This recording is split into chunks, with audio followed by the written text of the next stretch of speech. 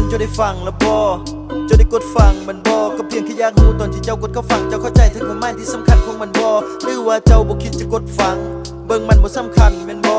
เป็นเพราะเหตุใดเจ้านั้นใจพังเจ้าเลยเบิ่งข้ามมันบ่สำคัญแม่นบ่เพลงที่ค่อยเขียนนั้นมันออกมาจากใจหวังเพียงให้เจ้าได้กดฟังจากความรู้สึกตอนที่เจ้านั้นจากไปมันเป็นย้อนค่อยที่เฮ็ดทั้งหมดพังอันเป็นเพลงสุดท้ายที่ค่อย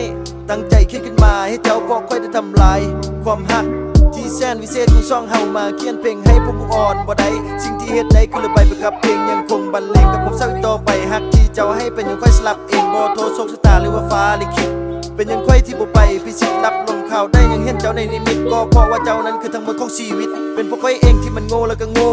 ที่จะทำถึงจะได้ลงคอทั้งที่เจ้านั้นเข้ามาโอแล้วก็โอแต่ก้อยเชือกปินไปคือกับวงล้อบ่ขอโทษตอนนี้สิได้ยังขึ้นมาฝันเห็นทุกคืนบ่อยากคนลืมตาความรู้สึกมันจมดิ่งตอนที่ได้ตื่นมาเพื่อบรรเทาความเศร้าค่อยเลยต้องกลืนยาให้มันปัวไปทั่วใจกับความฮักที่เสียไปบ่เหลือไว้ความเสื่อใจบ่มีแม้กระทั่งฮอดเอื้อใหญ่เริ่มห่างไปตามทางไกลบ่มีโอกาสฮอดเคลียร์ใจความเต็มใจกับเส้นใสมีเพียงความสุขจำที่เหลือไว้